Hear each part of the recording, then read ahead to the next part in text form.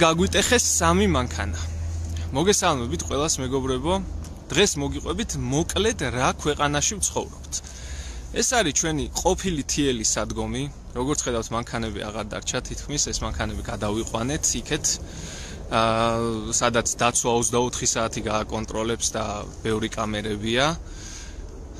რა მოხდა ახლა მოკლედ გუშინ ღამე, საღამოს 8 საათზე დაახლოებით 2-13 წლის პატარა ბავშვი მოვიდა და დალეწა ორივე მანქანა. აი ფეხები ურტყეს, სულ ფეხსაცმლის კვალი არის რა, გარედან.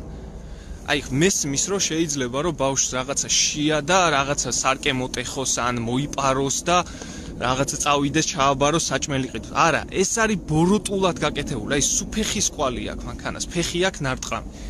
სანომრე დაღეჭილი აგერ ჩამოგდებული.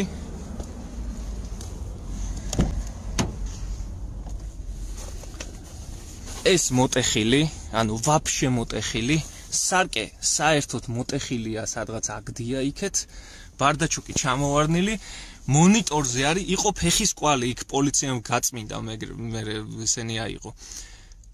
აი, აქ ქონდა ფეხი ნარტყამი, აი აქაც ფეხი აქ ნარტყამი და სიჩქარის გადამრთველი არ მუშაობს სრულფასოვნად, მონიტორი ხან ირთვება ხან არა, ანუ წიხლები აქვს რა ნარტყამი. ხო შეიძლება აი მოიპარო მესმის, ხო?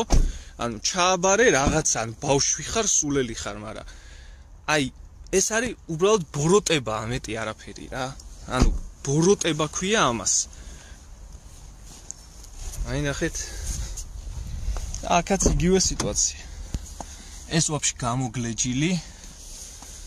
სარკი აგერ მოტეხილი, ვიდეო რეგისტრატორი წაიღეს სავარაუდოდ. აქაც ფეხები აქვს ნარტყამი, აი მონიტორს შეხედეთ. ეს მონიტორიც არ მუშაობს, ამ ციმციმებს. და ეხლა რა ხდება მეგობრებო? რადგან არასრულწლოვნები არ არიან, ვერაფერს ვერ უშვები, აი საერთოდ ვერაფერს.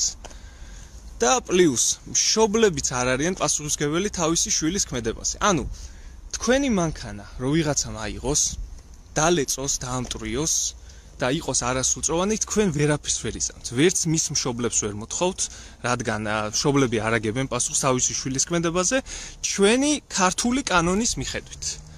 ბავშვებიც არაფერი. და ეხა ვაფშე მაგარ რაღაცას გეტყვით. ეს არისო ამ ბავშვების პირველი შემთხვევა. ანუ რამდენიმე თვით ადრე ჩემი მანქანების დალეწვამდე თურმე კიდევ ტესლა გაუტეხიათ, დაულეწიათ და იქაც არაფერი. შემდეგ იყო ჩემი მანქანები და სავარაუდოდ სანამ 18-ის გახდებიან, კიდევ ბევრი მანქანა იქნება. აი ხა მითხარით, როგორ ქვეყანაში ცხოვრობთ, როცა აი ესეთი რაღაცეების უნდა გეშინოდეს. და შენ ვერაფერს ვერ აკეთებ ამ დროს კანონის ძალით, აი აბსოლუტურად ვერაფერს. დააკომენტარეთ, ძალიან მაინტერესებს თქვენ რას იზამთით. ან აი უბრალოდ თქვენ რო გაგიგოთ, რომ თქვენმა შვილმა ესეთი რაღაცა გააკეთა, რა რეაქცია გექნებოდა?